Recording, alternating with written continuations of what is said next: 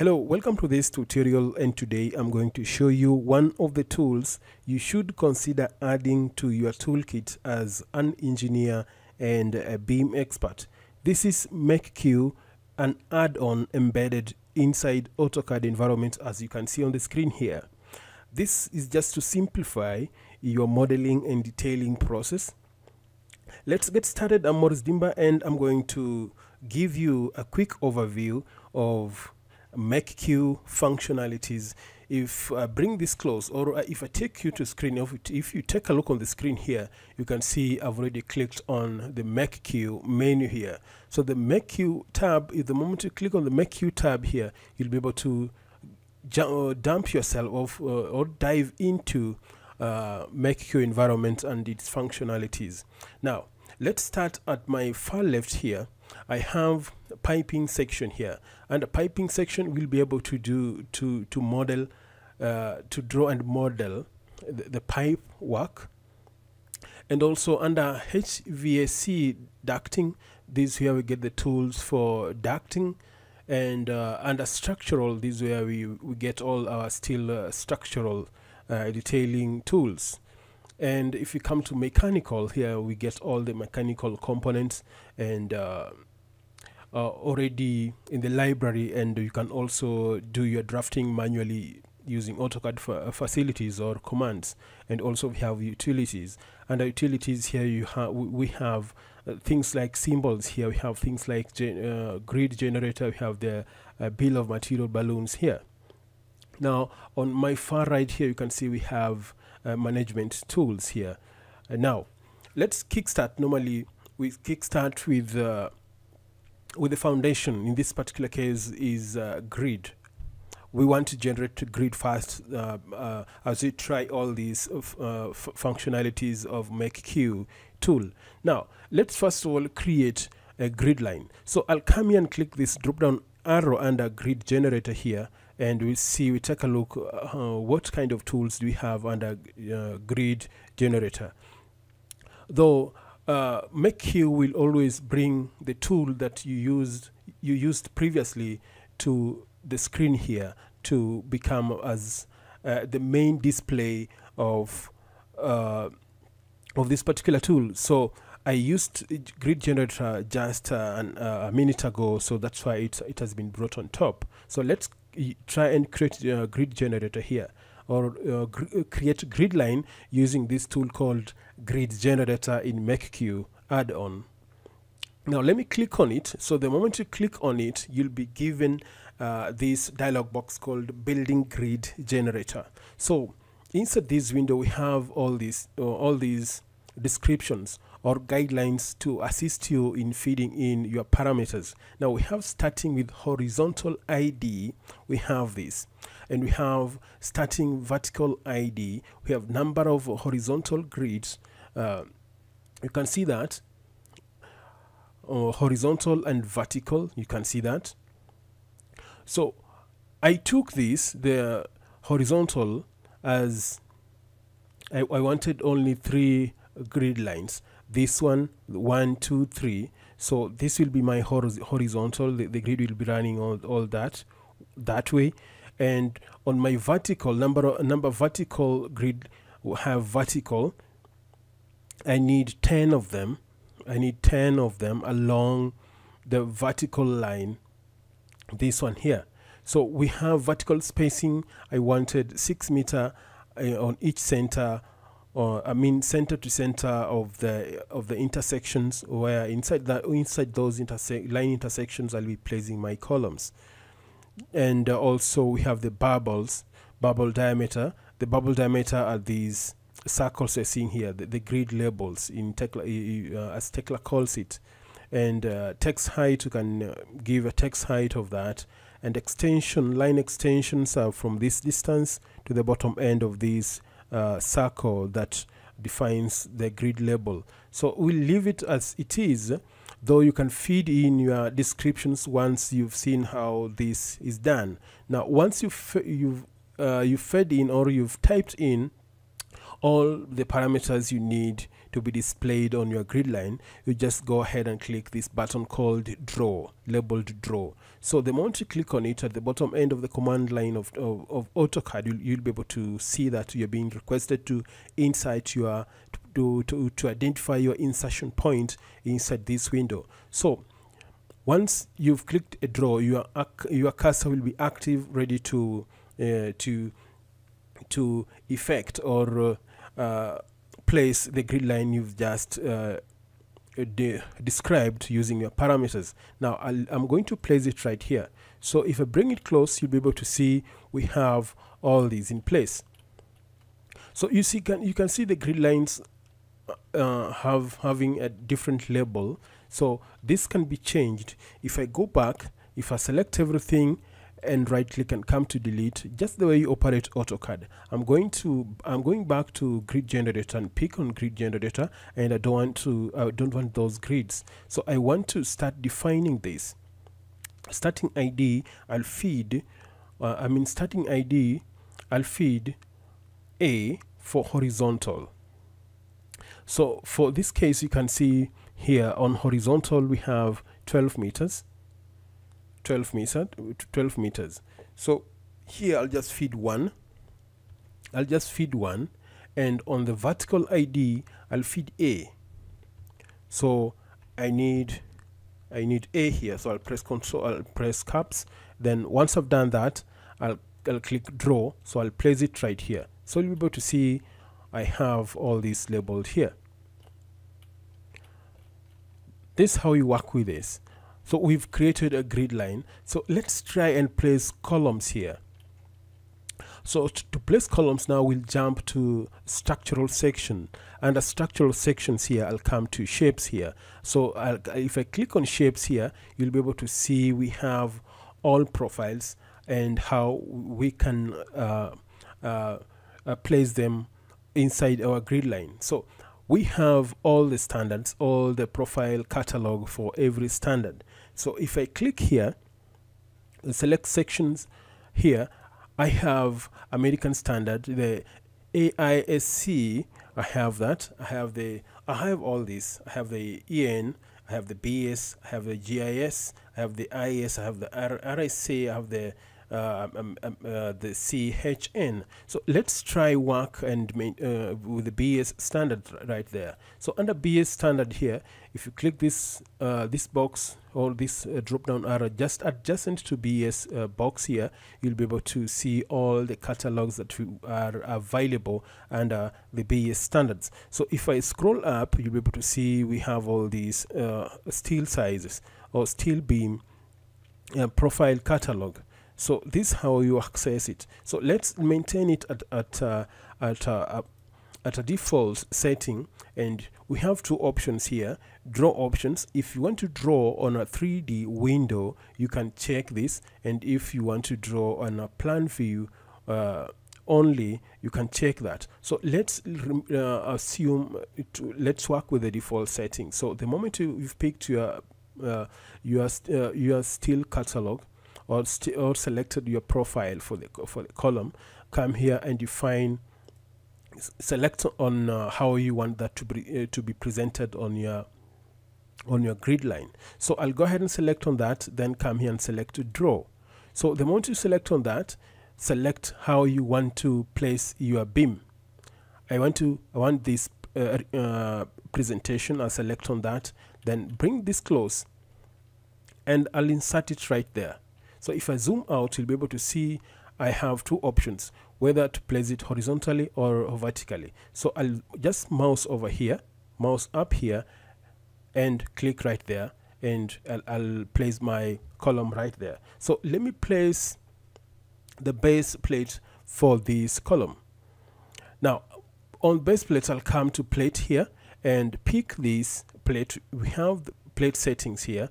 We have the X axis here, defines the length and the width of the plate, and the Y defines the length of the width, and the thickness is here.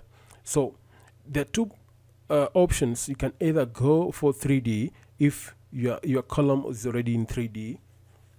So let's just go ahead and pick this plate at the center here, then come and place it right at the bottom end of our column right here. So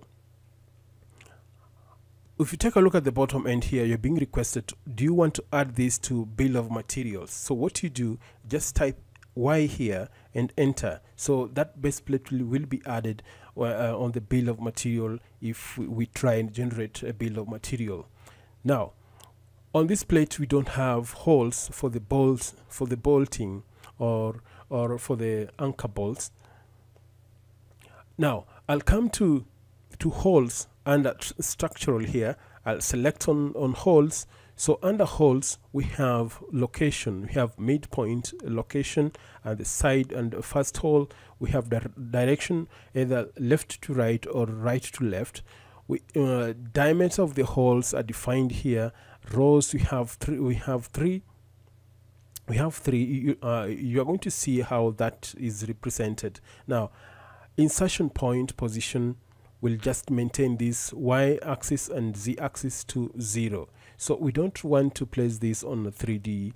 We'll just place this at the center. So we'll go ahead and click apply. So the moment you click apply, we just insert these holes right there. So you see how these holes are placed. And also you can go further and adjust those holes perfectly. We'll go back and click on the holes right here. So how do you adjust your holes? You use this space between holes. So we can adjust these to 100. We can change that to 100 and try apply that. And if you come to insertion here, you'll see that they're coming right at the center. Now let's leave it at that. So you can copy all these all the way to you can copy all these by selecting all these holes, by just select everything here, just selecting everything, even this one and that, and right click and come to copy, and we want to copy all these to the rest of our grids. So that's how you do it.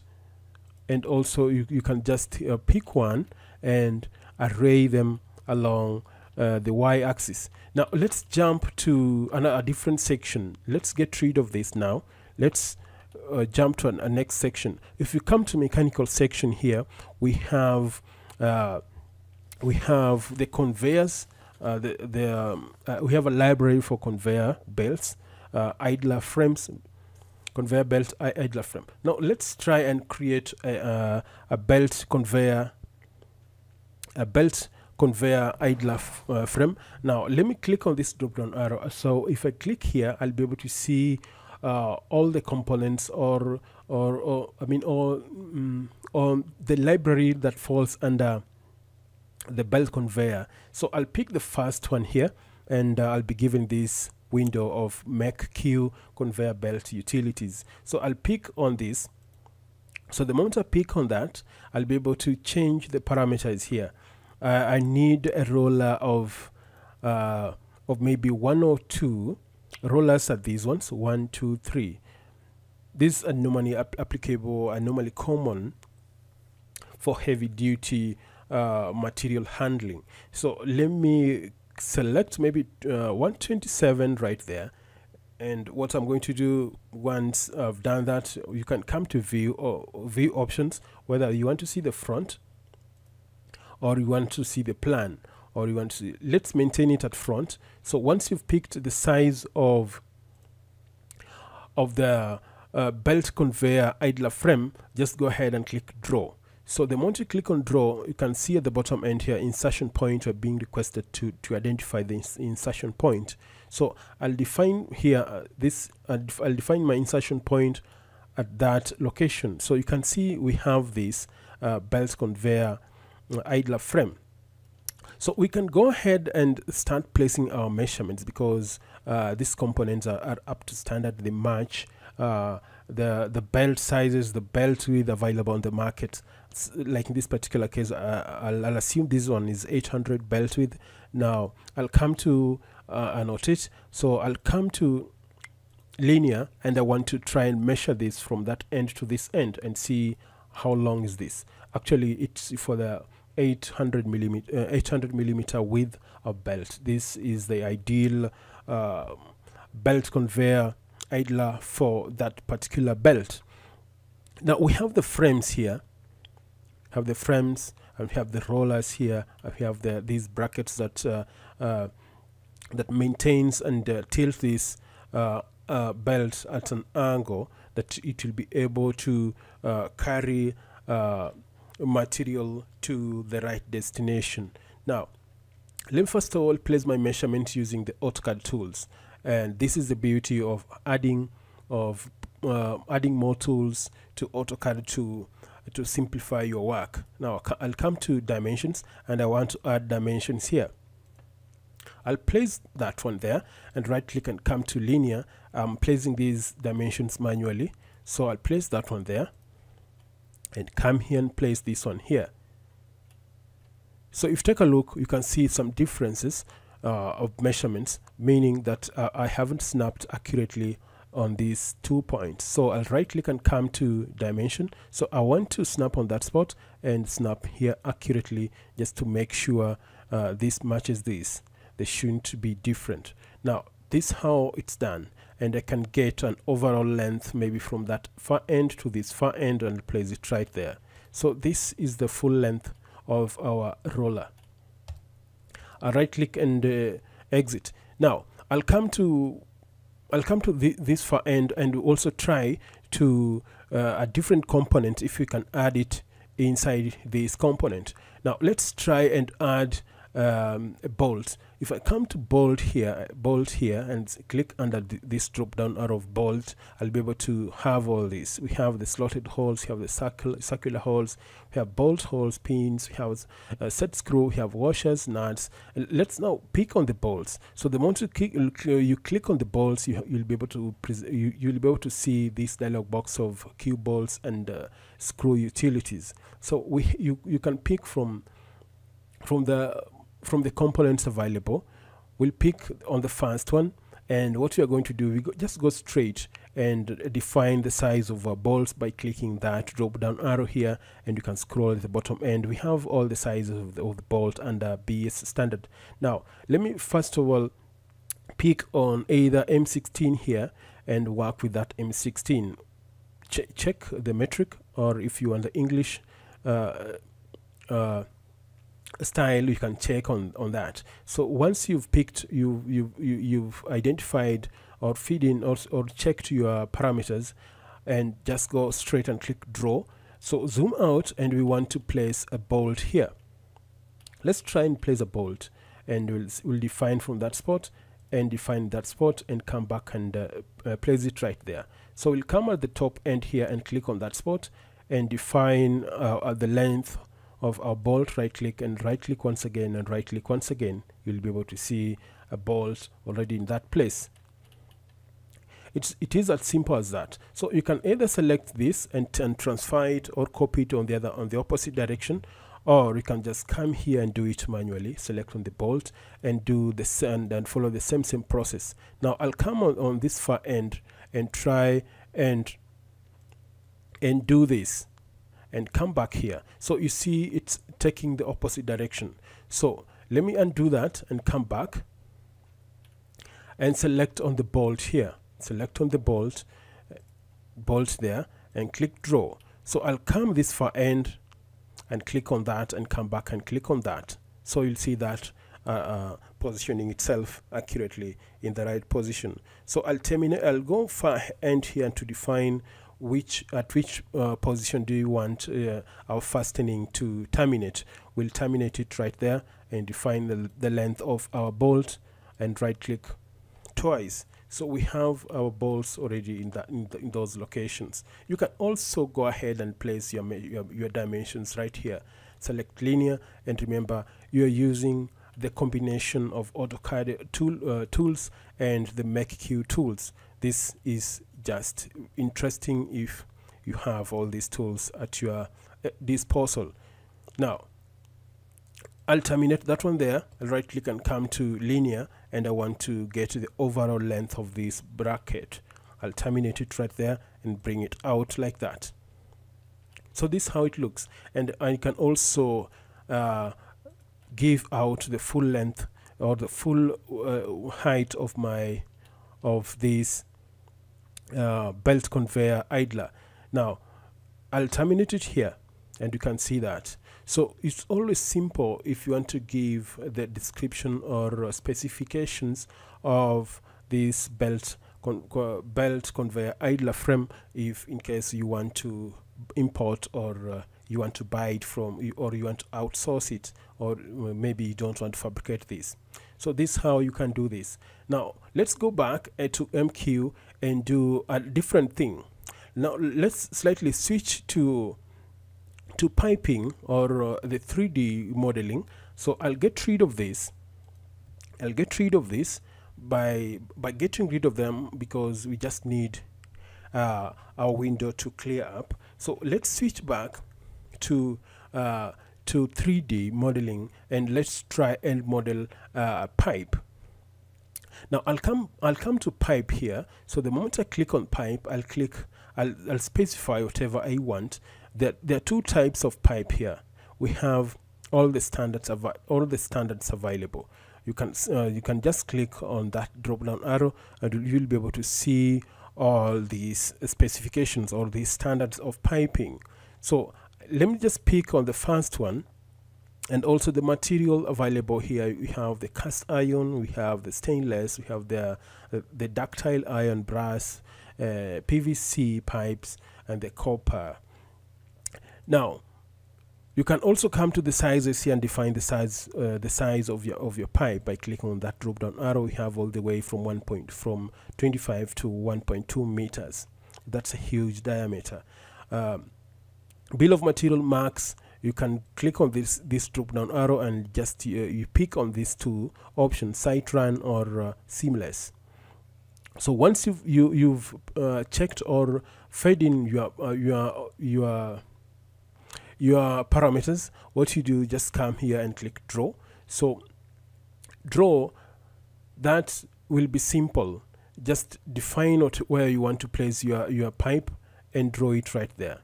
So this is how our pipe looks. So you can even come down and place it there, and right click and enter. So you can go ahead and continue placing that by placing from there, terminate it right there, somewhere there, and leave it there. So you can continue placing that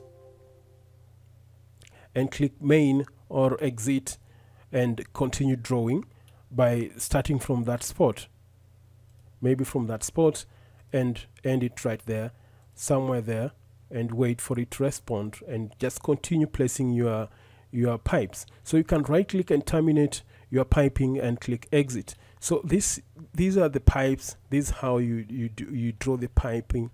You do the piping inside AutoCAD, help with an addition of MakeQ to simplify your work. So this is a 2D presentation of a pipe. So let's switch back to the 3D. So I'll come here. I'm looking for a 3D window. So I'll switch back to view and come to a realistic view. Realistic view, what I'm going to do is either check here. I'll click on that small house you're seeing there. So once I've done that, I'll come to MakeQ. So once I've clicked on the MakeQ, or I can just minimize this and switch back to my top view. I'll switch back to my top view here, and once I've done that, I'll come to view and change this to wireframe and select on that. Once I've selected on that, I'll click that house. So I'm switching back to MakeQ so that we try and create a 3D of a 3D, or try model in 3D inside AutoCAD. So I'll go to the piping section here under MakeQ. I'll select on the author here and pick on the pipe once again. So I'm going to pick my first, and I'm going to pick my first position as that point and terminate it here and move down and terminate it right there and wait and click exit. So this is how it looks. If I zoom out and zoom extend, I'll click on that, and this is how my pipe looks. So I'll delete this. It looks like that because we are on a wireframe. So let's go back and click draw and zoom out and define it, just move out and define it right there and place it right there and place another one right there. Right click and terminate it right there, then exit. So the moment you exit, let me just zoom out so that we get more space. So we have more space now. So if I come to view here and switch to realistic view, we'll have these pipes. So if I right click and come to zoom, right click and come to other navigation modes and pick on the constrained orbit, and then I'll be able to rotate this. You can see that we have the flanges in place and we can continue drawing or modeling a pipe. Right click and come to exit. So we want to create another pipe, and we come back to make queue and pick on the pipe. So I'll pick on the draw once if I'm happy with the specifications I've fed in or I've inserted inside those fields. I'll just continue placing my pipe work like that. So I'll just give it some time to process all this or to place the pipes. Then I give a different direction and all these pipes will be placed. Just give it some time. Perfect. And I can terminate it right there. So the moment I am done, I'll be able to terminate it and see what has been done. So once that is finished, we'll try a different one, and here I'll right click and terminate it here. So the moment you terminate it, and remember one thing, make queue always remember the point of your last placement of your either pipe or a flange. So let me exit from that point and zoom in, and you'll be able to see. If you right click and come to zoom, right click and come to rotate here, and you can be able to rotate this, and you'll be able to see your pipes are in place. Another good thing with this, you'll be able to select all these components. Just undo. We want to do a different thing than what is actually happening here. Let me just select on this. Now we want to copy this. I'll select on this component and drag and place it here. You can copy these 3D components. You can copy them actually as you can do in AutoCAD 2D drafting. I'll come to constraint and you can rotate this. We have the original and the copied one. All of them look the same. So this is how it looks in a MakeQ add-on. So we'll go step by step in handling bigger projects, modeling bigger projects of pipeworks and the structural detailing, and also the HVAC works. So you'll be able to see how we handle this inside this channel, and don't forget to subscribe to this channel because we are out here to help you learn these CAD programs and improve your work output wherever you work from. Now if now we come to column to structural section, we can come under ladder here. If you want a ladder, if you want beam to beam connection, you can select on that, and you can see the preview here, and that will be handled in the next presentation. And thanks a lot for watching this channel and watching this video. And if this is your first video to bump into, please don't forget to subscribe to this channel, and don't forget also to enable that notification bell for you to be able to receive every moment I upload a new content, and you'll be able to be notified, and you'll be able to check on that. And if you're able to learn from it, that will be our pleasure where we are. Thanks a lot, and bye bye. Be safe, because the coronavirus is real. Thanks a lot. Bye bye.